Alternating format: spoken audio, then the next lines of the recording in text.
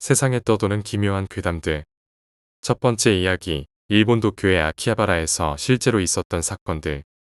2008년 6월 8일, 일본 도쿄도 지오다구, 아키하바라. 아키하바라는 일요일 오후 시간대로 보행자 천국이라는 이벤트를 실시하고 있었다. 보행자 천국이란 차량을 통제함으로써 보행자만이 도로를 자유롭게 누빌 수 있는 이벤트였다. 아키하바라는 애니메이션, 피규어, 비디오 게임 등 여러가지 가게들이 있는 일명 오타쿠의 성지였다. 당시 거리에는 메이드 복장으로 아르바이트 중인 여성이나 휴대폰 가판대 아르바이트를 하고 있는 사람이 많았다.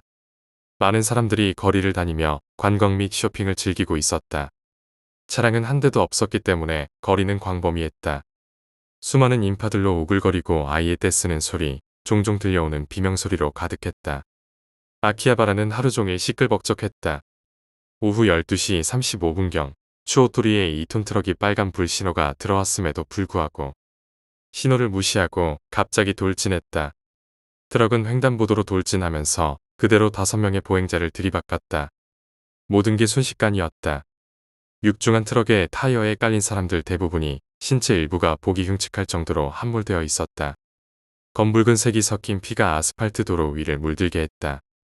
이후 이 트럭을 운전하던 남성은 맞은편 차선에서 오던 택시로 돌진해 부딪힌 후 차에서 내렸다. 처음엔 사람들은 단순히 교통사고라고 생각하며 트럭에 친 사람들을 구하려 온 경찰관이나 행인들이 근처로 다가오기 시작했다. 갑자기 차에서 내린 남성은 미리 준비한 나이프를 빼들어 괴이한 소리를 질러대며 보이는 사람마다 찌른 후 도주했다. 사건 직후 근처에 있던 사람들은 어쩔 줄 몰라 우왕좌왕하거나 일부는 안전한 곳으로 피신을 하였고 부상자가 곳곳에 널브러져 있는 등 사건 현장은 그야말로 전쟁터를 방불케 했다. 행인 중 일부는 의안이 벙벙했다. 모두 이 현실이 실감이 나지 않는 모양이었다. 카토 토모이로 1982년 9월 28일생. 범인은 도주 후 그 뒤에는 금방 출동한 경찰에 의해서 붙잡혔다. 불과 10여 분 만에 일어난 사건이었다. 붙잡힌 범인은 25세의 아오모리현 출신 청년 카토 토모이로였다. 기후현에서 단기대학을 졸업한 뒤 경비원, 자동차 공장과 주택자재 회사의 비정규직 직원의 트럭 운전기사 등을 전전하며 다니던 사람이었다. 카토의 고등학교 시절, 카토는 높은 교육열을 가진 엄격한 부모 밑에서 자라났다. 동네 주민들의 증언에 따르면 카토는 야단을 맞고 밖으로 쫓겨나기도 하는 경우가 종종 있었다고 한다. 어쨌든 카토는 그 탓인지 중학교까지는 우수한 학업 성적을 보였다. 하지만 고등학교부터 성적이 나빠져 전문대로 진학하게 되었다. 어쩌면 그는 이 시점에서부터 정신적으로 삐뚤어지기 시작했을지도 모른다. 카토는 사교성이 부족하여 말수도 적고 다른 사람과의 교류도 적은 편이었다고 한다. 이성에게 인기가 없어 범죄에 이르렀다는 추정도 타당성이 있다고 보는 것은 이 때문이다. 무엇보다 카토가 범행 이틀 전인 6일 상점에서 칼을 구입하면서 CCTV에 찍힌 모습에는 젊은 여성인 점원과 많은 대화를 나누는 장면이 확인되었다. 이성과의 교류에도 목이 말랐을지도 모른다. 사건 당시 소지하고 있던 나이프는 스포츠용품 매장에서 쉽게 구할 수 있는 등산용 나이프 외 5개의 나이프를 더 소지하고 있었다. 나이프들은 사건 이틀 전 밀리터리 잡화점에서 구입한 서바이벌 나이프나 군용 나이프로 밝혀졌고 사건 자체는 2005년 센다이에서 일어난 트럭 폭주 사건과 2008년 츠치우라 연속 살상 사건에서 영감을 얻었다고 한다. 피살자 명단. 나카무라 가스이코 당시 74세, 전직 의사. 고이와 가즈이로 당시 47세, 회사원. 마스이 미스루 당시 33세, 요리사. 미야모토 나오키 당시 31세, 회사원. 모토마이 당시 21세, 대학생. 후지노 가즈노리 당시 19세, 대학생. 가와구치 다카이로 당시 19세, 대학생. 사건이 일어나기 전인 8시경, 카토 토모이로는 누마즈의 렌터컵츠에서 2톤 트럭을 빌려 이를 몰고 도쿄로 향했다. 12시 15분경, 카토는 아키하바라 아키바에 도착하여 차량의 통행이 통제된 도로로 그대로 차를 몰았고 행인 몇 명을 치고 정차한 뒤 차에서 내려 고함을 지르며 무차별적으로 서바이벌 나이프를 휘둘러 도합 7명을 죽이고 10명을 다치게 했다. 당시 사건의 최초 사망자로 알려진 무토 마이 사상자 17명 중 나카무라, 후지노, 카와구치와 부상자 2명은 차에 치였고 코이와 미야모토, 마스이, 무토와 부상자 8명은 칼에 찔렸다. 이들 중 마야모토를 위시한 일부는 칼에 찔린 뒤 달아났는데 카토는 달아나는 사람을 쫓아가서 살상하기도 한 것으로 알려져 있다. 사망자 중 한 명인 무토 마이는 휴대폰 가판 아르바이트를 하다가 트럭에 치인 보행자를 도와주기 위해 뛰어가다 범인의 칼에 찔려 숨졌다. 그녀는 아르바이트를 하며 대학교를 다니고 있었고 그녀의 가족과 친척, 친구들의 말에 의하면 매우 착하고 성실한 여자였다고 한다. 그녀가 다친 보행자를 도와주기 전 잠깐만 생각을 했어도 그녀는 이러한 비극적인 결말을 맞게 되지는 않았을 것이다. 한편 카토는 새벽 일어나서부터 범행 약 20여 분 전까지 스스로의 이동 상황, 심리 상태 등을 휴대전화를 통해 일본의 커뮤니티 사이트인 ECH에 범죄 예고글을 올리는 등 매우 대담하게 행동했다. 범인이 작성한 스레드와 관련된 ECH 스레드는 대부분 삭제됐지만 그 당시 다른 ECH 유저들이 낚시하지 마라 할 용기도 없으면서 해볼 테면 해봐라라는 식으로 자극했다고 한다. 사건 이후와 피의자 판결 12시 36분 최초로 신고를 받은 도쿄 소방청은 일반적인 교통사고로 보고 구급대와 소방차를 각각 한 대씩 충돌시켰다. 이후 신고가 잇따르자 지휘대 한 대와 구급대 4대를 더 출동시켰다. 12시 43분에 최초 구급대가 도착했지만 통상적인 대처로는 무리라고 판단, 재파견 의료팀을 출동시켜 구조를 진행시켰다. 이 사건은 무차별적으로 많은 희생자를 낳게 되어 일본 역대 최악의 참사라고 불릴 만큼 일본 사회를 충격 속으로 몰아넣었다. 사건 당시 시행 중이던 보행자 천국은 그 뒤로 무기한 중지되었으나 보안과 경비 인력을 대폭 강화하여 다시 재개되었다. 카토 토모히로에 대한 재판이 2010년 1월 8일에 열렸다. 재판 과정이 길고 긴 걸로 유명한 일본 법정의 관계로 본다면 최종심까지는 상당한 시일이 걸릴 것으로 보였다. 당시 이 공판에서 카토는 자신의 죄를 인정했다. 그리고 2001년 3월 24일에 사형이 선고되었다. 피고가 자신의 죄를 인정한 걸로 미뤄보면 상고를 하지 않을 가능성이 있었지만 결국 항소의 2심 재판이 이어졌다. 변호인은 심신미약을 주장했으나 2012년 9월 12일 도쿄 고등법원 재판부 역시 죄질이 너무 나쁘다는 이유로 사형을 판결했다. 두 번째 이야기, 유격장의 야전병원. 제가 실제로 겪은 일입니다. 그리 무섭지 않을 수도 있지만 전 그 순간을 생각하면 섬뜩합니다. 2007년 여름의 일입니다. 6년 12월에 입대해서 가 실병 달았을 때 두렵기만 했던 유격 훈련이 시작되었습니다. 입소 행군은 힘들었지만 나름 재미있었습니다. 그리고 행군이 끝났을 때 어마어마한 포스를 지닌 유격장 입구에 도착했습니다. 언덕 위에 천막을 치고 짐을 풀자마자 체력 단련을 한다고 해서 유격장 연병장에 집합했습니다. 첫날은 준비운동격이었는지 그나마 견딜만 했습니다. 하지만 다음날 비가 오는 바람에 산악유격이 취소되고 우리는 비를 맞으며 하루 종일 연병장에서 PT 체조를 했습니다. 체력이 강하지 않았던 저는 PT를 한 지 3시간 만에 체력이 바닥난 나머지 어지럼증을 느껴서 야전 의무대로 부축받아 갔습니다. 그 전에 다리에 쥐가 난 선임들 다리를 마사지해줘서 그런지 선임들도 뭐라고 하지는 않았습니다.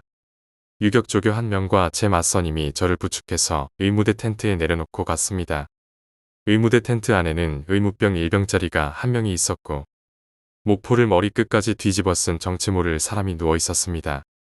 저도 야전 매트에 뉘어졌고 저를 부축하고 온 분들은 다시 유격장으로 돌아갔습니다.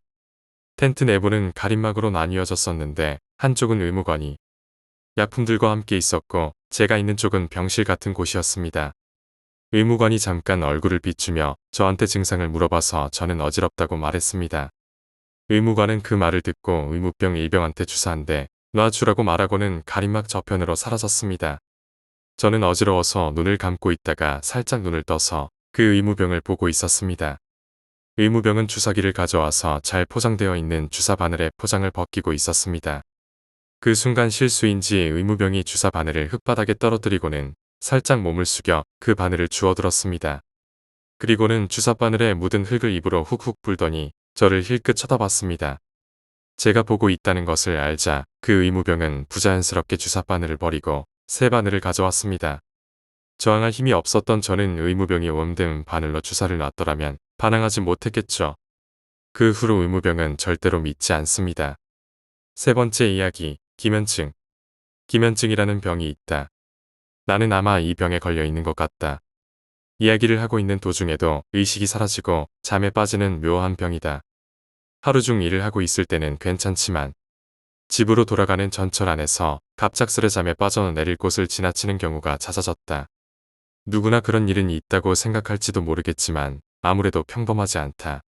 초등학교 때 어스름한 초저녁에 잠에 들었다가 일어나 시계를 보고 지각이다 라고 생각했던 적은 누구나 있을 것이다. 사실은 아직 밤 9시인데도 그런 것과 비슷했다. 갑작스레 끌려가듯 잠에 빠져들고 일어났을 때에는 상황 파악이 전혀 되지 않았다. 처음에는 정말 무슨 일이 일어났는지도 알아차리지 못하고 그저 잠에 들었었다는 걸 알아차리는 것에만 몇십 초가 걸렸다. 게다가 서 있을 때조차 잠에 빠져버린다. 손잡이를 잡은 채 잠이 들어 무릎이 풀리고 나서야 잠에서 깨는 것이다. 심할 때는 뒷사람에게 넘어져 주변이 아수라장이 된 적도 있었다. 다행히도 꿈 같은 건 전혀 꾸지 않는다. 그렇지만 원인이 대충 짐작은 간다. 단순하게 잠이 부족한 것도 영향을 끼치겠지만 식생활을 바꾼 탓인 것 같다. 반년 정도 전부터 요가를 시작하면서 고기를 끊고 채식주의자가 되었다. 몸이 가벼워진 느낌이 들지만 일어서면 눈 앞이 캄캄해지는 등 빈혈과 나른함도 동시에 찾아왔다. 철분 부족 때문일 것이라고 생각한 나는 영양보조식품을 섭취하기 시작했다. 그 직후부터 기면증이 찾아오기 시작한 것이다. 인터넷으로 찾아봤지만 철분과 수면 장애의 관련성에 관한 글은 찾을 수 없었다. 그나마 찾아낸 것은 병명뿐. 우선 많이 자면 어떻게든 되지 않을까? 그렇게 생각해서 나는 밤에는 컴퓨터에 손도 대지 않고 주말에는 일부러 잠을 잤다. 이것이 어느 정도 효과가 있었던 것인지 이전처럼 정신없이 잠에 빠져드는 일은 사라졌다. 하지만 목요일이나 금요일쯤 가면 피로가 쌓인 탓인지 가끔 잠에 들기도 했지만 그때는 철분의 섭취를 중단해서 조절했다. 어느 날 회사에서 돌아오는 길이었다. 마침 자리가 있었기 때문에 전철에서 잠이 들어버렸다. 그러던 와중 눈은 감겨있는 채로 의식이 되돌아왔다. 내가 전철 안에 있다는 것은 알아차리고 있었다. 손목과 발목이 무겁지만 기분은 좋다. 철컹철컹거리는 규칙적인 소리와 차내 방송이 들려온다. 내릴 역은 아직 꽤 멀었다는 것을 알아차리자 이대로 또 자버려도 좋겠다는 생각이 들었다. 그리고 나는 꿈을 꾸었다. 꿈속에서 나는 산속에 있었다. 달리고 있다. 살아있다고는 생각할 수 없는 무서운 것으로부터 어쩔 수 없이 도망치고 있었다. 가끔씩 목 뒤에 싸늘한 기운이 스친다. 저 놈에게 잡히면 죽는다. 따라잡히면 죽는다고 생각하면서 나는 필사적으로 달렸다. 잠시 후 길이 두 갈래로 나뉜 곳이 눈에 들어왔다. 아무 생각 없이 나는 그대로 오른쪽 길로 내달렸다. 잠시 달리자 흔들 다리가 보인다. 이런, 위험하다. 다리는 분명 흔들릴 것이고 그에 맞추다 보면 필연적으로 속도는 떨어진다. 거기다 나무가 썩어 있어 밟았다간 구멍이 뚫려 떨어질 것 같았다. 그렇지만 그런 걱정을 해도 이미 어쩔 수 없는 상황이었다. 에이, 될 대로 되라. 라고 생각하며 뛰어올랐다. 다리는 확실히 흔들렸지만 생각한 것보다는 쉽게 달릴 수 있었다. 뒤에서 따라오는 놈은 다리에서 제대로 달리지 못하는 것인지 등골에서 느껴지는 냉기가 조금 멀어진 것처럼 느껴졌다. 달아날 수 있다. 그렇게 생각했다. 다리를 건너자 난데없이 레버가 있었다. 순간 나는 깨달았다. 뒤를 돌아보면 검은 안개같이 모락모락 피어오르는 것이 보인다. 그 안에서 피어나는 무수한 손. 생각한 것처럼 거리는 어느 정도 떨어져 있었다. 그런 괴상한 모습이었던 탓에 다리를 건너오는 것이 어려웠던 것 같다. 약간 여유가 있을 정도였다. 나는 레버에 손을 대고 힘껏 아래로 당겼다. 푸식하는 소리와 함께 전철의 문이 열렸다. 이번 역은 인하계역입니다. 다행히 마음대로 눈을 뜰 수 있었다. 이전처럼 상황을 알아차리지 못한 것도 아니었다. 자느라 두 정거장을 더 와버렸지만 두 정거장 정도는 아무것도 아니다. 그래서 나는 별 생각 없이 반대편 전철을 타고 돌아왔다. 그리고 지난번의 꿈도 거의 잊어버릴 무렵 나는 다시 전철에 앉아 그 꿈을 꾸게 되었다. 나는 달리고 있다. 여전히 산속이다. 길이 두 갈래로 갈린다. 뒷목에서는 가끔씩 냉기가 느껴진다. 이 길은 오른쪽이었지. 이 흔들다리는 달려서 건너면 됐었어. 그리고 레버를 당기면 레버. 없다. 레버가 없어. 이때부터 온 몸에 식은 땀이 흐르기 시작했다. 뒤를 돌아보면 지난번처럼 다리에서 곤란해하고 있는 검은 안개와 무수한 손이 보인다. 그러나 지금 나에게 여유는 없다. 또 온 힘을 다해 달리기 시작했다. 어느 쪽으로 얼마나 달렸는지는 모르겠지만 또 본 적이 있는 갈림길에 다다랐다. 오른쪽은 안 돼. 이번에는 왼쪽으로 간다. 검은 안개는 어느새 바로 뒤까지 쫓아온 듯 때때로 목 뒤에 냉기가 느껴졌다. 또 흔들다리다. 이건 하늘이 주신 기회야. 심장이 입으로 튀어나올 만큼 거세게 뛰고 있었지만 나는 최후의 힘을 쥐어짜 미친 듯 달렸다. 레버가 있다. 됐다. 이제 살았어. 뒤를 돌아보면 다리를 건너는 것에 익숙해진 듯 이전보다 더 가까운 곳에 다가온 안개가 있었다. 오, 꽤 늘었는데. 약간 여유를 부리며 나는 레버를 아래로 당겼다. 이번 역은 치바역입니다. 후오, 위험했다. 처음 레버가 없었을 때는 정말 크게 당황했었다. 차 내 방송에서는 이곳 치바역이 종점이고 도쿄역으로 왕복하는 열차가 아니라 차고로 들어가니 갈아타달라고 말하고 있다. 차장이 재촉을 받으며 나는 저린 발을 부여잡고 홈에 내려섰다. 어라? 그 순간 의문 하나가 머릿속에 떠올랐다. 지난번에 일어났을 때는 인하게, 즉 종점에서 한 정거장 앞에서 레버를 당겼다. 이것은 오른쪽 길의 레버였다. 이번에는 종점에서 레버를 당겼다. 이건 왼쪽 길의 레버. 그리고 열차가 차고로 들어가면 문이 다시 열릴 일은 없다. 망상이라고 생각하면서도 나는 급행열차 대신 완행열차를 타고 다니고 있다. 물론 결코 자리가 비더라도 앉아서 가지는 않는다. 하지만 원숭이 꿈 이야기를 본 지금에 와서는 그냥 잠드는 것도 너무나 두렵다.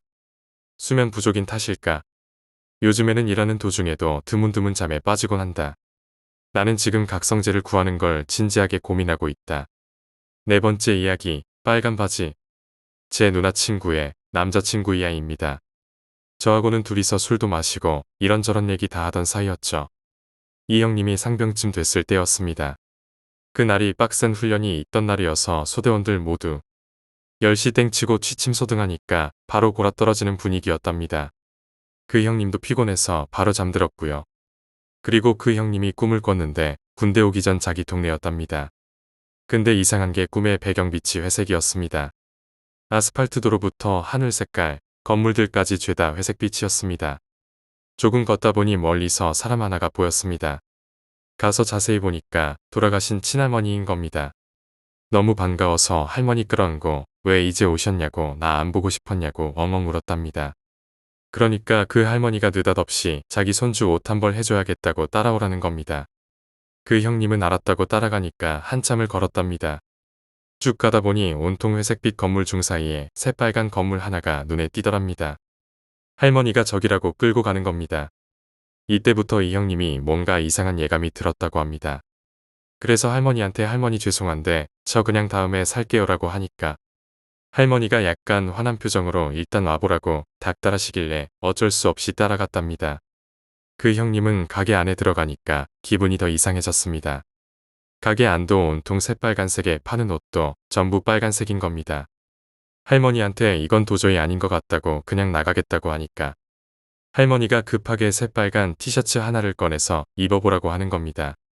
그 형님이 싫다고 그만하라고 하니까 할머니가 갑자기 소리를 지르면서 이번엔 새빨간 바지를 꺼내서 강제로 입혔답니다. 그리고 나서 꿈에서 깼는데 이런 이상한 꿈이 다 있나 싶었대요. 온몸이 식은땀에 젖어 있고 갈증도 나서 물이나 마시고 자야겠다 하고 일어나려는데 몸이 안 움직이는 겁니다. 그 형님이 놀라서 소리치니까 소대원들이 생활관 불 켜고 무슨 일이냐고 물어봤는데 움직일 수가 없다고, 몸이 안 움직인다고, 다리를 꼬집어봐도 때려봐도 아무 느낌이 없었대요. 다음날 국군병원에 가서 진찰 받아보니까 원인 모를 하반신 마비였답니다. 그 형님 의가사 제대했습니다. 가끔 휴가 나올 때마다 보는데 볼 때마다 안쓰럽습니다. 다섯 번째 이야기, 기근. 옛날 역사에서 기근을 말로는 다 할 수 없을 정도로 처참한 것이었다. 텐메이 시대 1781년에서 1788년 사이의 전국적인 대기근 때의 이야기는 차마 눈을 뜨고 보기 힘든 정도의 것들이 남아있다. 텐메이 2년. 이 해는 3월 무렵부터 비가 내리기 시작해 7월까지 계속 내렸다. 그 탓에 겨우 심었던 벼가 썩거나 홍수에 쓸려 떠내려갔다. 그전 해도 그 전전에도 비 때문에 농작물이 썩고 떠내려갔으며 전답이 모두 손상된 상태였다. 어쩌면 흉작은 이미 그 무렵부터 시작되어 있었는지도 모른다. 겨울이 되면 갑자기 따뜻해져 유채꽃이 흐드러지게 피고 죽순이 자라 사람들이 놀랐다고 한다. 하지만 그것도 잠시여서 해가 바뀌자 갑자기 추워져 그 추위는 심지어 여름까지 이어졌다. 7월. 태양이 뜨겁게 내리쬐어 지옥 같은 더위가 계속되었다. 사람들은 무엇인가 이상한 징조가 일어나고 있다는 것을 느끼고 겁에 질리기 시작했다. 그리고 그 예감은 맞아들었다. 8월. 땅이 갈라지는 엄청난 소리와 함께 아사마산이 폭발했다. 용암은 마을에 흘러내려 사망자의 수는 셀 수가 없을 정도였다.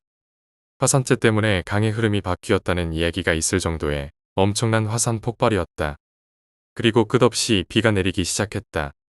농작물은 썩고 열매는 제대로 익지도 못한 채 나무에서 떨어졌다. 그럼에도 사람들은 손바닥만큼의 땅에서라도 농작물을 수확하려 했지만 그것을 비웃듯 엄청난 서리가 내렸다. 사람들은 혼이 빠져 모든 것을 포기했다. 굶주림이 찾아온다. 2년간 계속되었던 흉작은 더욱 심해졌다. 온갖 식물의 뿌리는 다 캐먹고 짚을 갈아 가루로 먹어가며 사람들은 연명했다. 개나 말 같은 동물도 잡아먹고 종이를 먹는 곳도 있어 절의 경전을 모두 먹어치웠다. 어느 영주는 백성의 끔찍한 모습을 보고 가슴 아파하며 기근을 버티는 방법을 농민들에게 가르쳤다고 하지만 그것은 진흙이나 배설물을 익혀 먹는 방법이었다. 그러나 거기에 이르러서도 기근은 그치지 않았다. 마침내 사람이 사람을 잡아 먹는 날이 왔다. 어느 집에 눈보라를 헤치고 한 여자가 들어왔다. 실례합니다. 이 집 할아버지가 돌아가셨다고 들었습니다. 한쪽 팔이던 나누어 주세요. 우리 할머님도 2, 3일 안에 돌아가실 것 같으니 그때는 꼭 답례하겠습니다. 이렇게 죽은 사람의 고기를 빌려주는 일마저 있었다고 한다. 하치노에라고 하는 곳에서는 이런 일이 있었다. 어느 마을에 꽤 부유한 집이 있었지만 기근 탓에 가족 6명 중 4명이 굶어 죽고 말았다. 남은 것은 아버지와 10살 난 아이뿐. 아버지는 이렇게는 도저히 살 수 없다는 생각에 집안의 것을 모두 처분하고 아이를 집에 남긴 채 마을로 나갔다. 몸이 애일 듯이 추운 날이었다. 입에 넣을 것은 아무것도 없다. 아이는 굶주림을 참지 못하고 마루에 떨어져 있던 썩은 가지를 씹는 사이 자신의 손가락을 뜯어 먹어버렸다. 아버지가 돌아왔을 때는 아이는 피투성이가 되어 울면서 자신의 손가락을 먹고 있었다. 뭘 할 수 없는 감정에 아버지는 눈물조차 흘리지 않고 멍하니 서 있었다. 그리고 재빨리 사온 음식을 아이에게 배부르게 먹였다. 그리고 아이가 잠들자 아버지는 아이의 목을 잘라 죽이고 자신도 목숨을 끊었다. 얼마 뒤 다른 지방으로 시집을 갔던 딸이 아버지와 남동생이 걱정돼 친정에 왔다. 하지만 있는 것은 2사람의 시체뿐이었다. 그녀는 울면서 남편에게 가서 말했다. 그러자 남편은 우리도 언제 죽을지 모르는 몸이다. 장례식을 치러줄 수도 없으니 집에 불을 지르고 와라. 개한테 뜯어 먹히는 것보다는 낫겠지. 나도 곧 가마. 라고 말했다. 그리하여 여자는 집으로 돌아갔다. 그리고 불을 피우려 했지만 2사람의 시체를 보는 사이 배고픔을 참을 수가 없어 난로의 불에 시체의 한쪽 팔을 구워 보았다. 그리고 여자는 2사람을 모두 먹어치웠다. 굶주림을 채우자 더 이상 부모도 형제도 없었다. 여자는 정신을 놓고 나중에 찾아온 남편과 자신의 아이도 죽여 그것마저 먹었다. 여자는 더 이상 인간이 아니었다. 팔과 다리는 굵어지고 눈의 색도 이상하게 빛났다. 머리카락을 흐트리며 들판을 헤매며 시체를 찾아 방황했다. 기근 때문에 죽인 사람의 수는 헤아릴 수 없었고 들개들이 몰려다니는 것에 가면 사람의 시체는 얼마든지 있었다. 그러다 마침내 여자는 살아있는 아이들에게도 손을 대기 시작했다. 도저히 내버려 둘 수 없게 된 마을 사람들은 모여서 여자를 쫓아냈다. 하지만 마을 사람들은 너무나 불안했고 오히려 잡아먹힐 것만 같았다. 간신히 여자를 산속으로 쫓아냈지만 이번에는 나무를 캐러 가는 사람들을 덮쳤다. 결국 마을 사람들은 사냥꾼을 불러 여자를 총으로 쏴 죽이고 말았다. 살아있으면서 귀신이 되었던 여자의 이야기다. 히라가초라는 곳에도 비참한 이야기는 남아있다. 어느 강 아래 절벽에 갓난아기를 버리게 되었다. 그 벼랑은 무너지기 쉬워서 기어오를 수 없었기에 언제부터인가 거기에 버리게 된 것이었다. 아직 살아있는 아이를 버리는 것이기에 울며 외치고 벼랑을 기어오른다. 하지만 흙이 무르기에 바로 무너져서 떨어진다. 그런데도 갓난 아기들은 어머니의 젖을 그리워하며 기어오르는 것이다. 어리고 얇은 그 손가락에는 피가 스며들고 이윽고 힘도 다해 울음소리도 점차 가늘어진다. 아침이 되면 까마귀가 먹구름같이 달려들어 눈을 쪼아먹고 배를 갈라 그것까지 쪼아먹는다. 그리고 어느 밤 한 명의 노파가 아들에게 끌려와 벼랑 위에 왔다. 살려다오. 이제 다시는 뭘 먹고 싶다고 말하지 않을게. 노파는 울부짖었지만 아들은 듣지 않는다. 그리고 비정하게도 울부짖는 노파를 벼랑 아래로 밀어 떨어뜨렸다. 강가에 굴러떨어진 노파는 한동안 숨을 쉴 수가 없었지만 간신히 근처를 둘러보고 몸을 떨었다. 보이는 것은 갓난아기의 백골과 썩어가는 갓난아기의 시체, 그리고 까마귀가 먹다 버린 시체뿐. 그리고 아직 숨이 붙어있는 갓난아기의 흐느낌까지 완전히 지옥이었다. 나는 죽고 싶지 않아. 노파는 흙을 잡고 올라가려다 깨달았다. 자신이 잡은 것은 끊어진 갓난아기의 다리였다. 아마 까마귀가 먹다 흘린 것이거나 떨어지다가 잘려나간 갓난아기의 다리일 것이다. 내던지려다 노파는 손을 멈췄다. 그리고 천천히 그것을 자신의 입으로 가지고 간다. 정신을 차렸을 때는 뼈만 남은 다리를 쪽쪽 빨고 있었다. 그 이후로 노파는 버려진 아이를 먹으며 목숨을 이어나갔다. 사냥감을 빼앗긴 까마귀는 기분 나쁜 듯 모여날다가 이윽고 노파에게 덤벼들었다. 저리 꺼져라. 노파는 썩은 나뭇가지 같은 손을 이리저리 흔들었지만 까마귀 무리는 물러나지 않았다. 노파는 일어서서 새를 내쫓으려 했다. 하지만 갓난아기의 뼈에 발이 미끄러져 넘어지고 만다. 그 순간 까마귀들은 그것을 신호로 한 것 같이 노파를 쪼기 시작했다. 눈을 찌르고 옷을 찢었다. 노파는 벼랑을 기어오르려 했지만 흙은 무너질 따름이었다. 까마귀는 가차없이 그 머리카락을, 그 다리를, 그리고 손을 찢었다. 이윽고 까마귀들이 날아오른 뒤 남아있는 것은 노파의 백골뿐이었다. 그 이후로 강의 이름은 붕천이 되었다. 기근이 끝나고도 그곳에서는 밤마다 갓난아기가 흐느껴 우는 소리나 노파의 비통한 절규가 밤바람에 섞여 들려왔다고 한다. 6번째 이야기, 임신. 내 몸에 일어났고 지금도 나를 괴롭히고 있는 체험에 관해 이야기하려고 합니다. 매일 아침 6시쯤 되면 나에게는 이상한 일이 일어납니다. 대체로 일어나기 20분에서 30분 전에요. 잠을 청하고 있으면 그 사이 몸 위에 누군가가 올라타려는 것입니다. 그것은 머리로는 인식하고 있지만 의식은 확실하지 않습니다. 게다가 가위에 눌린 것처럼 몸도 내 의지대로 움직일 수 없습니다. 귓가에서는 너는 내 여자야라고 어쩐지 기분 나쁜 속삭임이 계속 울려 퍼지고 하반신이 마비되어 버립니다. 처음에는 그냥 기분 나쁜 꿈이네라고 생각하고 넘어가곤 했습니다. 하지만 점점 그런 일이 일어나는 게 한 주에도 서너 번씩으로 늘어나자 불안해지기 시작했습니다.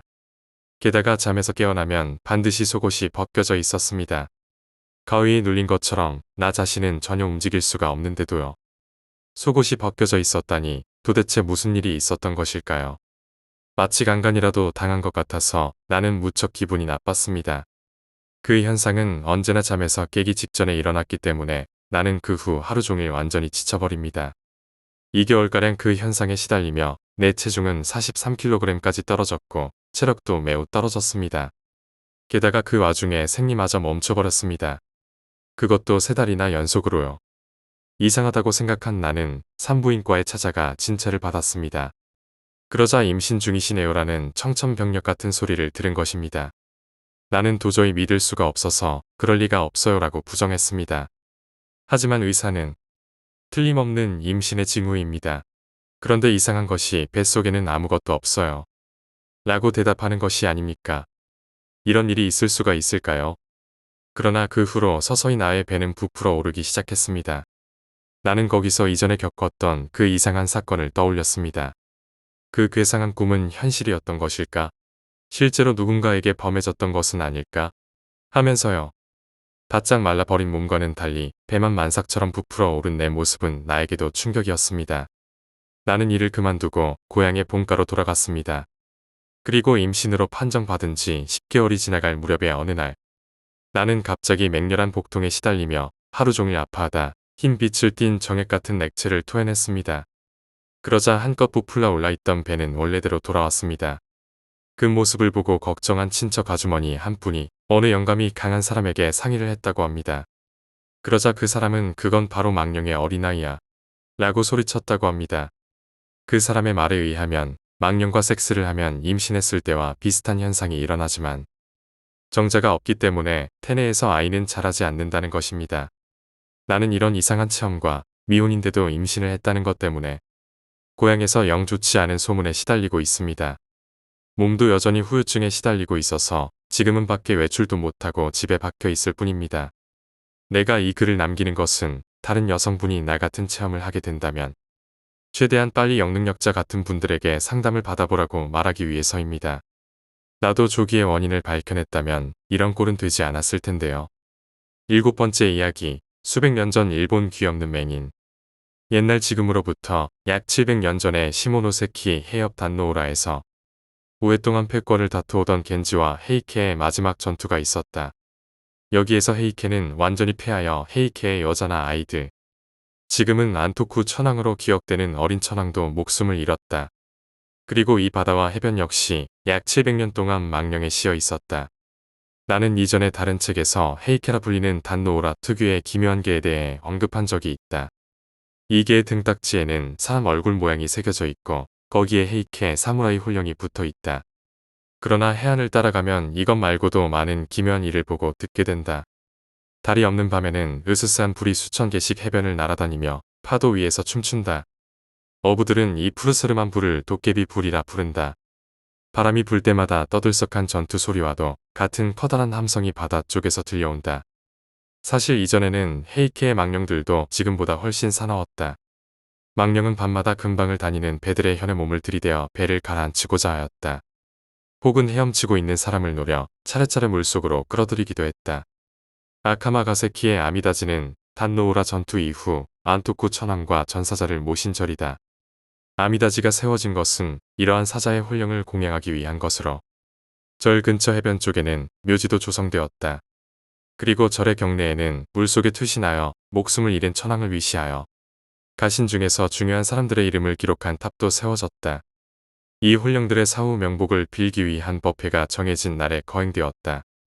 절과 묘가 세워지고부터는 헤이케의 망령들도 예전만큼 소란을 피우지는 않았지만 그래도 가끔씩 기묘한 짓을 저지르곤 했다. 아무래도 망령들은 성불하여 완전히 안정을 찾은 것이 아닌 모양이다.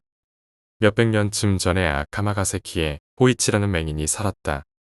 그는 비파를 타며 노래하는 솜씨가 좋기로 유명했다. 어릴 때부터 기회를 훈련받아 젊을 때 이미 스승들을 능가했다고 한다. 그는 비파법사로 생계를 유지했는데 겐지와 헤이케의 이야기를 노래할 때 특히 뛰어나서 호이치가 단노우라 싸움 대목을 부르는 모습은 귀신도 울린다고들 할 정도였다. 아직 비파법사로 이름을 떨치기 전 호이치는 가난에 괴로움을 사무치게 맛보았다. 하지만 운 좋게 그를 도와줄 좋은 사람을 만났다. 시가와 음악을 좋아하던 아미다지의 주지는 가끔 호이치를 절에 불러 비파에 맞춰 헤이케의 이야기를 불러달라고 했다. 젊은이의 뛰어난 기회에 감탄한 주지는 얼마 뒤 호이치에게 절에 기거할 것을 권했다. 호이치는 그 제안을 감사히 받아들였다. 절 안에 방 한 칸을 얻은 호이치는 밥과 잘 곳을 제공받는 대신 별다른 볼 일이 없는 저녁 무렵 가끔 비파를 타서 주지를 즐겁게 해주었다. 어느 여름밤 주지는 죽은 단가의 법사에 불려갔다. 그가 동자승을 데리고 외출하자 절에는 호이치 혼자 남았다. 밤은 무더웠고 눈이 보이지 않는 호이치는 침소 앞 틈마루에서 바람을 쐬고 있었다. 마루는 아미다지 뒤편의 작은 마당을 향해 있었다. 거기서 호이치는 주지가 돌아오기를 기다리며 비파를 타면서 쓸쓸함을 달래고 있었다. 한밤중이 지났는데도 주지는 아직 돌아오지 않았다. 그러나 침소에 들기에는 여전히 너무나도 더웠기에 호이치는 밖에 남아 있었다. 마침내 뒷문 쪽으로 다가오는 발소리가 들려왔다. 누군가 마당을 가로질러 마루 쪽으로 다가오고 있었다. 그러고는 호이치를 마주하고 멈춰섰다. 그러나 주지가 아니었다. 갑자기 사무라이가 아래 것을 부를 때처럼 아무런 거리낌도 없이 굵직한 목소리가 맹인의 이름을 불렀다. 호이치는 깜짝 놀라 바로 대답을 할 수 없었다. 그러자 목소리는 한 번 더 엄격한 명령조로 호이치하고 불렀다. 눈이 보이지 않는 호이치는 상대의 목소리에 깃든 위협적인 어조에 겁이 질려 대답했다. 저는 눈이 안 보입니다. 저를 부르시는 분은 어디에 누구십니까? 아무 걱정할 것 없다. 낯선 상대방은 조금 전보다 온화해진 말투로 대답했다. 나는 이 근처 절에 숙박하고 있는 사람인데 전원을 부탁받아 여기 왔다. 내가 현재 모시고 있는 주군은 신분이 매우 높으신 고귀한 분이신데 지금 지체 높은 친구분들 여럿과 함께 아카마가세키에 체류 중이시다. 단노우라 전투의 옛 전장을 보고 싶다 하셔서 오늘 그곳에 납시었다. 그 전투 광경을 노래하는 내 기회가 뛰어나다는 이야기를 들으시고는 꼭 한 곳 들려달라는 분부이시다. 사정이 이러하니 비파를 들고 나를 따라 나리를 비롯해 손님들이 기다리고 계시는 저때까지 지금 곧 와줘야겠다. 당시에는 사무라이의 명령을 가볍게 무시할 수 없었다. 호이치는 조리를 쉬는 뒤 비파를 집어들고는 낯선 사무라이와 함께 나섰다. 사무라이는 길을 잘 안내해 주었지만 걸음을 바삐 옮기도록 재촉했다. 호이치를 이끌고 가는 그의 손은 강철로 빚은 듯 단단했고 큰 보폭으로 걸을 때마다 금속성이 들려왔는데 이를 통해 호이치는 사무라이가 갑옷과 투구로 무장하고 있음을 알 수 있었다. 틀림없이 어딘가에 있는 지체 높은 분의 처소를 경호하는 무사일 것이다. 호이치의 의구심은 사라졌다. 그는 이거 행운을 얻었구나 하고 남몰래 기뻐하기까지 했다. 사무라이가 신분이 매우 높으신 고귀한 분이라고 한 이상 자기 노래를 듣고 싶어 한다는 나리가 가장 높은 다이묘임이 틀림없다고 생각했기 때문이었다. 이윽고 사무라이는 걸음을 멈췄다. 호이치는 그들이 커다란 문 앞에 도착했음을 깨달았다. 아미다지의 산문을 제외하면 시모노세키에 이 근방에 이렇게 커다란 문이 있으리라고는 생각지도 못했다. 호이치가 희한하게 여기고 있는데 사무라이가 문을 열라 하고 외쳤다.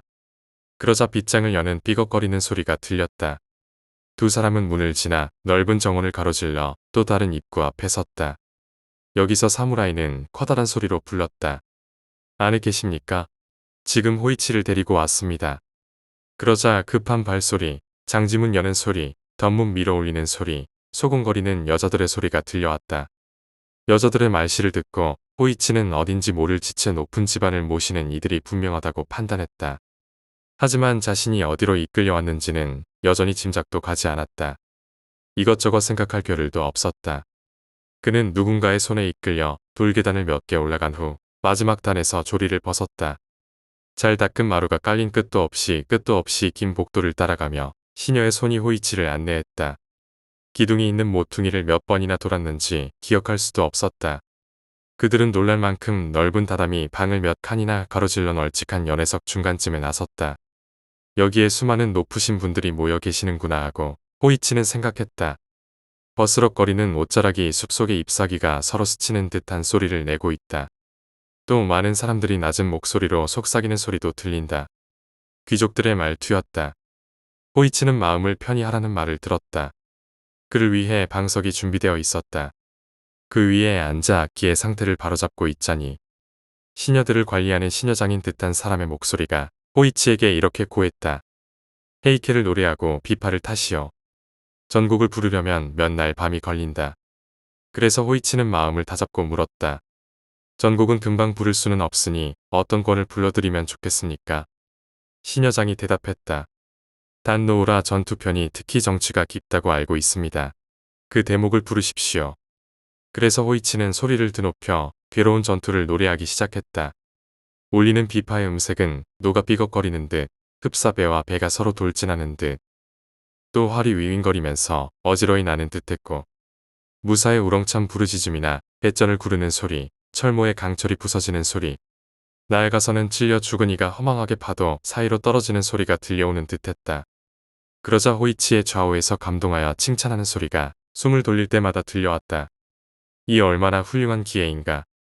우리들 고장에서는 이 같은 노래를 들은 적이 없어.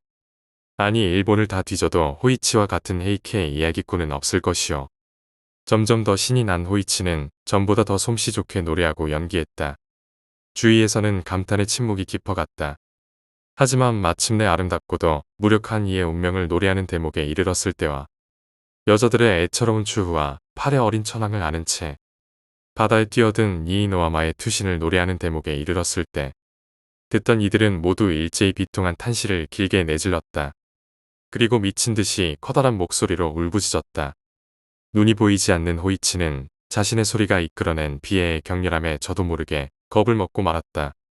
오랫동안 오열과 흐느낌이 계속되었지만 이윽고 한탄하는 소리는 사라졌고 이어지는 침묵 속에 시녀장님이 분명하다고 생각했던 여자의 목소리가 또다시 들려왔다.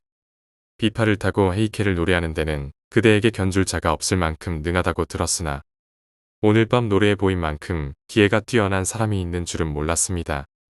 주군께서는 그대에게 마땅한 사례를 하고 싶어 하십니다. 오늘은 분명 돌아가야만 하시겠지요. 그러니 내일 밤도 오늘 밤과 같은 시간에 오셨으면 합니다. 오늘 밤 그대를 안내한 사무라이가 데리러 갈 겁니다. 그리고 한 가지 더 말씀드려야만 할 일이 있습니다. 주군이 아카마가세키에 체류하시는 동안 그대가 이곳을 방문했다는 사실을 누구에게도 알려서는 안 됩니다. 지체 높으신 분의 미행인 까닭에 일에 관해 발설해서는 안 된다는 말씀이십니다. 이제 절로 돌아가셔도 됩니다. 호이치가 감사의 인사를 마치자 여자의 손이 호이치를 저택 현관으로 안내했다. 거기에는 조금 전에 자신을 데리고 온 사무라이가 기다리고 있었다.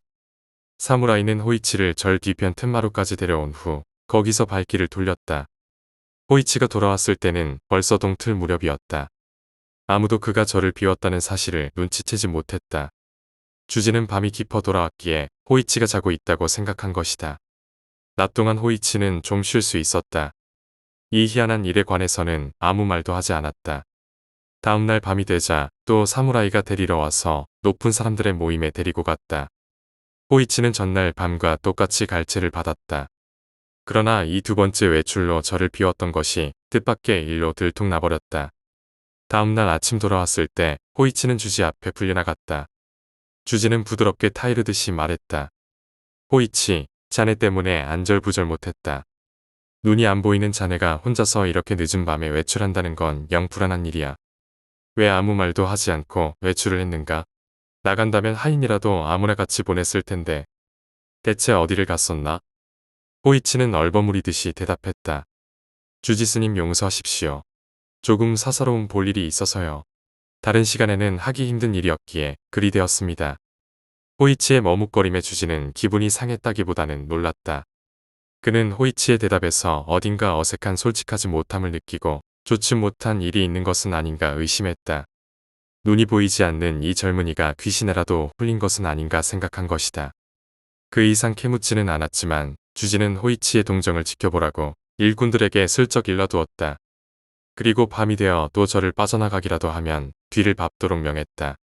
과연 그날 밤 호이치가 절을 빠져나가려 하는 모습이 목격되었다. 하인들은 즉각 초롱을 들고 뒤를 밟았다. 그날 밤은 비가 내려 무척 어두웠다. 절 사람들이 한 길로 나오기 전에 호이치는 벌써 모습을 감췄다. 아무리 봐도 그가 무척 빠른 걸음으로 걸었다고밖에 생각할 수 없었다. 길도 좋지 않았고 호이치가 앞을 보지 못한다는 사실을 생각하면 기묘한 일이었다. 머슴들은 마을을 서둘러 둘러보고 호이치가 갈 법한 집을 죄다 찾아갔다. 그러나 그가 어디 있는지 아무도 몰랐다. 하인들은 결국 해변에서 발길을 돌렸는데 이때 웬걸 아미다지의 묘지에서 격렬한 비파 소리가 들려오는 게 아닌가. 이곳은 캄캄한 밤이면 보통 도깨비불이 떠돌곤 했는데 그 외에는 아무런 빛이 없어 칠흑같이 캄캄했다. 놀란 사람들은 곧장 초롱을 들고 묘지로 달려갔다. 그리고 빗속에 홀로 안토쿠 천왕의 무덤 앞에 앉아 비파를 타며 단노우라 전투 대목을 큰 소리로 노래하는 호이치의 모습을 발견했다. 호이치의 등 뒤와 주위 또 모든 무덤이란 무덤 위에 수많은 도깨비불이 흡사 촛불처럼 타오르고 있었다. 일찍이 이렇게 많은 도깨비불이 사람 눈에 띈 적은 없는 듯했다. 호이치 씨. 머슴들이 외쳤다. 당신은 귀신에 홀린 거요. 호이치 씨. 하지만 앞이 보이지 않는 호이치에게는 그 목소리가 들리지 않는 모양이었다. 그는 정신없이 비파를 울리며 점점 더 광적으로 단노우라 전투의 노래를 부르는 것이었다. 하인들은 호이치의 몸을 붙들고는 그의 귀에 대고 소리쳤다. 호이치 씨, 빨리 같이 절로 돌아갑시다. 호이치는 나무라듯 대답했다. 이처럼 송구스러운 곳에서 노래를 방해하다니 용서받지 못할 겁니다. 이 말을 들으니 아무리 기묘한 상황이라고는 해도 하인들은 웃음을 터뜨리지 않을 수 없었다. 호이치가 귀신에 홀린 게 분명하다고 생각한 하인들은 그를 붙잡고 억지로 일으켜 세운 뒤 서둘러 절로 끌고 갔다. 절에 도착한 그들은 주지의 명령으로 곧장 비에 젖은 호이치의 옷을 갈아입히고 먹을 것과 마실 것을 억지로나마 권하였다. 그러고 나서 주지는 호이치의 기막힌 거동에 관해 자초지종을 들려달라고 요구했다. 호이치는 오랫동안 입을 열까 말까 망설였다. 하지만 자신의 행동이 훌륭한 주지스님을 정말로 걱정시키고 화나게 했음을 깨닫자 더 이상 숨길 수 없다는 생각이 들어 사무라이가 처음에 찾아온 때부터 생긴 일을 전부 털어놓았다. 주지는 말했다. 호이치, 불쌍하게도 자네는 지금 아주 위험한 상황에 처했네. 전에 나에게 모든 것을 털어놓지 않은 것이 잘못이었어. 뛰어난 의매를 타고난 것이 자네에게 이런 생각지도 못한 재난을 불러왔군. 이제는 자네도 알겠지만 자네는 어딘가에 저택에 불려간 게 아닐세. 실은 매일 밤 묘지에서 헤이케의 무덤에 둘러싸여 밤을 지샌 것이야. 절 사람들이 오늘 밤 자네를 발견한 곳은 안토쿠 천황의 무덤 앞일세. 자네는 비가 쏟아지는 가운데 그곳에 앉아 있었어. 망자들에게 정말로 불려갔었다는 사실을 제외하면 자네가 믿고 있던 것은 전부 다 환영이야. 일단 망자가 하라는 대로 한 이상 자네는 그들의 수중에 떨어지고 말았네. 일이 되었으니 만일 또 한 번 망자가 하라는 대로 하게 되면 자네는 그들에게 갈기갈기 찢길 게 분명하지. 어찌되었건 늦든 빠르든 간에 자네는 목숨을 잃었을 게야. 그러나 나는 오늘 밤도 자네와 함께 있을 수가 없네. 다른 지체 높은 분의 법사로 부름을 받았다네. 허나 나가기 전에 자네 몸에 경문을 써서 자네 몸에 해가 없도록 해두지. 날이 저물기 전에 주지와 동자승은 호이치를 발가벗기고는 붓으로 그의 가슴과 등, 얼굴, 목, 손발과 발바닥 등 전신의 반야심경 문구를 써넣었다. 일이 끝나자 주지는 호이치에게 이렇게 말했다. 오늘 밤 내가 나가면 자네는 툇마루에 앉아 가만히 기다리도록 하게. 누군가 자네의 이름을 부르면 무슨 일이 일어나도 대답을 해서는 안 되네. 움직여서도 안 되고 아무 말도 말고 잠자코 명상하듯 앉아있게. 만일 움직이거나 소리를 내면 자네는 갈기갈기 찢기고 말게야. 당황해서 도움을 청하거나 해서도 결코 안 되네. 도움을 청해도 소용없기 때문이지. 허나 지금 말한 것처럼만 하면 위험할 게 없네. 그리고 그걸로 두 번 다시는 걱정할 만한 일은 일어나지 않게 될 게야. 날이 저물자 주지와 어린중은 절을 나섰다. 호이치는 주지가 시킨 대로 툇마루에 앉아 있었다. 그리고 비파를 마루 위에 올려두고는 참선하는 듯한 자세로 가만히 있었다. 기침을 하거나 숨소리가 들리지 않도록 조심했다. 그렇게 몇 시간이고 앉아 있었다. 그러자 길에서 다가오는 발소리가 들렸다. 소리는 문을 지나 마당을 가로질러 툇마루로 다가와 호이치 바로 앞에서 멈췄다. 호이치. 깊숙한 목소리가 불렀다. 그러나 눈이 보이지 않는 호이치는 숨을 죽이고 가만히 앉아 있었다. 호이치. 목소리가 한 번 더 퉁명스레 그의 이름을 불렀다. 그리고 다시 세 번째로 거칠게 호이치하고 소리쳤다. 호이치는 돌처럼 입을 다물고 있었다. 그러자 목소리가 중얼거렸다. 대답이 없군. 곤란한 걸. 이놈이 어디 있는가 찾아봐야겠어. 무거운 발이 툇마루를 딛고 올라오는 소리가 들렸다. 발길은 천천히 다가와서 호이치 곁에서 멈추었다. 그리고 오랜 시간 호이치는 전신이 심장 고동에 맞춰 와드라들 떨리는 것을 느꼈다. 죽음과 같은 침묵이 계속되었다. 마침내 거친 목소리가 호이치 곁에서 중얼댔다. 비파가 여기 있군. 허나 비파 법사는 두 귀만 보일 뿐이다. 과연 이래서는 대답을 할 수 없는 게 당연하군. 대답하려 해도 대답할 입이 없는 게다. 이 자에게 남아있는 것은 두 귀뿐이야. 그렇다면 가능한 한 말씀에 따랐다는 증거로 주군에게 이 두 귀를 가져가도록 하자. 그 순간 호이치는 좌우의 귀가 강철 같은 손가락에 붙잡혀 뜯겨나가는 것을 느꼈다. 고통은 끔찍했지만 그래도 호이치는 한마디도 하지 않았다. 묵직한 발걸음은 툇마루를 따라 사라져갔고 마당에 내려서더니 한 길로 접어들어 들리지 않게 되었다. 눈이 보이지 않는 호이치는 머리 양 옆에서 지나고 뜨끈한 것이 뚝뚝 떨어지는 것을 느꼈지만 까딱할 기력조차 없었다. 주지는 동이 트기 전에 돌아왔다. 절 뒤편으로 서둘러 돌아가 툇마루에 오르던 그는 뭔가 끈적끈적한 것을 밟고 미끄러졌다. 그러고는 오싹해져서 비명을 질렀다. 손에 든 초롱불빛으로 끈적끈적한 것이 피임을 알아차렸기 때문이었다. 하지만 호이치는 명상에 빠진 자세 그대로 거기 앉아 있었다. 상처에서는 피가 뚝뚝 떨어지고 있었다. 호이치, 이렇게 가여울 때가. 주지는 떨리는 목소리로 외쳤다. 이는 또 무슨 일인가? 자네, 부상을 입었나? 주지의 목소리에 눈이 보이지 않는 호이치는 비로소 살았다고 생각했다.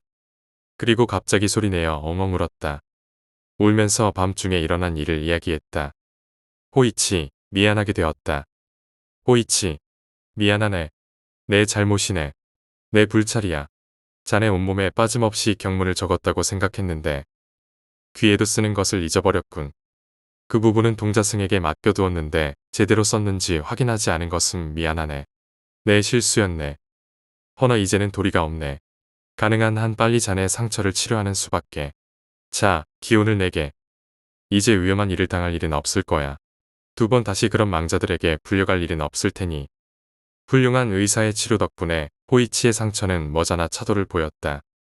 호이치가 당한 희한한 사건은 사방팔방에 퍼졌고 그는 대단히 유명해졌다. 고귀하고 지친 오픈분들이 몇 사람이나 호이치의 노래를 들으러 아카마 가세키에 찾아왔다. 대단한 액수의 보답을 받은 호이치는 부자가 되었다. 그러나 그 사건 이후 호이치는 오로지 귀 없는 호이치라는 이름으로 세상에 알려졌다는 이야기다. 8번째 이야기, 숨바꼭질. 어린 2자매가 집을 보고 있었습니다. 부모님은 밤 늦게서야 돌아올 예정이었습니다. 할 일도 없고 심심해하던 언니는 집에서 숨바꼭질을 하자고 제안했습니다. 가위바위보에서 진 언니가 술래가 되고 숫자를 세기 시작합니다. 동생은 쏜살같이 2층에서 1층으로 내려가 서랍 안에 숨었습니다. 이윽고 2층에서 다 셌다. 이제부터 찾을 거야. 라는 언니의 목소리가 들려왔습니다. 1층으로 내려오는 발소리가 들립니다. 아마 눈을 감고 숫자를 셀 동안 여동생이 내려가는 소리를 들은 것이겠지요. 그리고 여기저기 문을 여닫는 소리가 들려옵니다. 여동생은 들키지 않을 자신이 있었습니다. 서랍 안쪽에 숨어 몸을 웅크리고 있으면 설령 서랍 문이 열려도 안을 자세히 보지 않으면 찾을 수가 없었기 때문이었습니다. 그리고 어느덧 시간은 흘러 여동생은 따뜻한 서랍 안에서 꾸벅꾸벅 졸기 시작했습니다. 그때 밖에서 찾았다라는 언니의 목소리가 들려왔습니다. 하지만 그럴 리가 없었습니다. 아직 옷장의 문조차 열리지 않았던 것입니다. 여동생은 찾았다는 소리에 실망해서 나올 거라고 생각한 언니의 작전이라고 생각했습니다. 그래서 그대로 가만히 서랍 안에 숨어 있는데 또 언니의 목소리가 들렸습니다. 찾았으니까 어서 나와. 빨리 나오라니까. 언니는 처음에는 밝은 목소리였지만 점점 화를 내고 있었습니다. 빨리 나와. 진짜 화낼 거야. 그 사이 벽을 두드리는 소리도 들려왔습니다. 여동생은 언니가 자신을 못 찾아서 화가 났다고 생각해 겁에 질려 서랍에서 나가기로 했습니다. 서랍에서 나오자 언니가 보였습니다. 언니는 옷장 앞에 서 있었습니다. 언니는 옷장 안에서 나온 작고 흰 손을 필사적으로 잡아당기고 있었습니다. 여동생은 깜짝 놀라 소리를 쳤고 그제야 동생을 발견한 언니는 놀라서 손을 놓쳤습니다. 그 작은 손은 순식간에 옷장 속으로 들어가 버렸다고 합니다. 그 후 2번 다시는 그 작은 손을 보지 못했다고 합니다. 9번째 이야기, 배 안에 못이 들어갔다. 1년 전의 일이다. 나는 오우미에 있는 유명한 심령 스포의 친구 여러 명과 함께 담력 시험을 하러 갔다. 그때도 카메라의 셔터가 눌리지 않는다거나 음성 인식으로 기동되는 내비게이션이 조용한 차 안에서 갑자기 켜지는 등 이상한 일이 일어났다. 하지만 정말 이상한 일이 일어난 것은 그 후였다. 그로부터 사흘 정도 지난 후였다. 밤에 자고 있는데 갑자기 하복부가 미친 듯이 아파오기 시작했다. 정말 너무나 아파서 피를 토할 것 같은 아픔에 시달리며 침대 위에서 뒹굴었다. 구급차를 불러 병원에서 엑스레이 등 여러 검사를 받았다. 결과는 충격적이었다. 소장에 10cm 길이의 녹슨 못이 들어있다는 것이었다. 다행히 수술을 통해 무사히 못을 꺼낼 수 있었지만 의사에 왜 이런 게 들어있는 겁니까? 라는 질문에는 도저히 대답할 수가 없었다. 설령 식사하던 도중에 삼켰다 하더라도 그걸 인식하지 못하고 먹을 리가 없다. 갑자기 밤에 배가 아팠던 것도 그렇고 나는 어쩐지 그날 밤 무엇인가가 내장 속에 못을 집어넣은 것이 아닌가 싶었다. 나는 정체 모를 공포에 휩싸여 떨기 시작했다. 못이 배 속에서 나오고 며칠 뒤 나는 함께 터널에 갔던 친구에게 연락을 하려고 했다. 하지만 휴대폰이던 집이던 어째서인지 묘하게 타이밍이 어긋나서 연락이 되지 않았다. 휴대폰에 전원이 꺼져 있던가 집에 전화를 해도 가족이 받아서 미안해. 지금 막 밖에 나갔단다. 라고 대답하는 것이었다. 얼마 뒤 나는 간신히 퇴원할 수 있었다. 그리고 친구와도 연락이 닿아 집의 병문안을 오게 되었다. 이때만 해도 나는 친구에게 입원했었지만 무사히 퇴원하게 되었어라고만 말했을 뿐이었다. 친구와 어느 정도 잡담을 한 뒤 근데 왜 입원했던 거야? 라는 질문을 받았다. 나는 장에서 녹슨 못이 나왔다고 그대로 이야기했다. 그러자 친구의 얼굴이 새파랗게 질렸다. 그리고 그런가 그것은 못이었구나. 라고 중얼거렸다. 신경이 쓰여 되묻자 친구는 자신이 터널에 갔던 후 계속 꾸던 꿈에 관해 말해주었다. 그것은 자신의 뱃속에서 홀쭉하고 새까만 버섯 같은 것이 하나 나와서 뱃속을 스물스물 돌아다니는 꿈이었다는 것이었다. 그리고 나의 이야기를 듣고 친구는 비로소 그것이 무엇이라는 것을 알아차렸던 것이다. 결국 친구가 왜 그런 꿈을 꾼 것인지, 못은 도대체 어떻게 내 뱃속에 들어간 것인지는 알 수 없었다. 하지만 분명히 내 뱃속에서 못이 나온 것만은 사실이다. 10번째 이야기, 비밀. 중학교 때 우리 반 반장이었던 그녀는 모두에게 일을 부탁받아도 실은 얼굴 하나 하지 않고 모두 도맡아 하는 매우 착한 아이였습니다. 그 덕에 모두들 그녀에게 일을 부탁하곤 했지요. 나와는 그다지 친하지 않았지만 두세 번 정도 말을 섞었을 때는 무척 평범한 느낌뿐이었습니다. 중학교 3학년 1년 동안 반장은 계속 그녀가 맡았습니다. 그렇게 모두가 의지하는 사람이었다 보니 졸업식 때는 반 전원이 롤링페이퍼를 써서 전달했을 정도였습니다. 그녀가 그것을 소중한 듯 하며 웃던 것을 나는 아직도 기억하고 있습니다. 그런데 졸업식으로부터 3일 뒤의 일이었습니다. 나는 고등학교를 체육특기생으로 입학하게 되어 보름 정도 전부터 체력을 위해 밤에 조깅을 하고 있었습니다. 평소 달리는 코스대로 급격한 비탈길을 올라 호젓한 산길을 빠져나와 교차로를 반환점으로 돌아옵니다. 거리로는 4km 정도일까요? 산길이라고는 해도 가로등이 드문드문 있었기에 달리는 것에는 별로 문제가 없었습니다. 그런데 그날 나는 산길 안쪽의 숲에서 반장을 보고 말았던 것입니다. 그녀는 무엇인가를 막대기로 때리고 있었습니다. 시간은 이미 밤 11시를 넘은 후였습니다. 뭔가 이상하다고 느낀 나는 반사적으로 멈춰섰습니다. 원래 그다지 친하지는 않았던 데다 모범생이던 그녀가 이렇게 늦은 시간에 숲속에서 무엇인가를 때리고 있다는 이상한 모습 때문에 차마 말을 걸 수 없었습니다. 다행히 그것에 열중하고 있는 탓인지 내가 그녀를 발견했을 때는 아직 나를 발견하지 못한 듯 했습니다. 나는 그녀가 무엇을 때리고 있는지 궁금해져 몸을 숨기고 다가갔습니다. 그리고 나는 보고 말았습니다. 졸업식 때 받았던 졸업앨범과 롤링페이퍼, 그리고 교복 등 중학교에 관련된 수많은 것들이 바닥에 흩어져 있고 그녀는 그것을 때리고 있던 것이었습니다. 너무나 큰 충격에 나는 움직일 수가 없었습니다. 그녀가 나를 돌아보았을 때조차 말입니다. 그녀는 숨을 헐떡이고 있는 것인지 어깨가 위아래로 크게 흔들리고 있었습니다. 나를 보고서도 다가오지 않고 단지 그 장소에 멈춰 있을 뿐입니다. 그리고 천천히 기묘하게 움직이기 시작했습니다. 뭐라고 해야 할까요? 다리는 딱 붙인 채 양손을 위로 높이 들어 걷고 묘하게 웃는 얼굴을 한 채 목을 미친 듯이 좌우로 움직이는 모습이었습니다. 도저히 무서워서 더 보고 있을 수가 없었습니다. 나는 온 힘을 다해 왔던 길을 돌아가 도망쳤습니다. 그녀가 무엇 때문에 증오에 가득 차서 그것들을 때리고 있었는지는 대충 상상이 갑니다. 하지만 어째서 그런 괴상한 움직임을 보였던 것인지는 아직도 수수께끼입니다. 11번째 이야기, 불타버린 책. 17년 정도 전 중학교 여름방학 때의 일이다. 나는 가족과 함께 심한해연의 시골집에 내려가 청소를 돕고 있었다. 할아버지는 내게 청소 도중 나온 쓰레기를 뒷마당에 드럼통 안에 넣고 태우라는 명령을 내리셨다.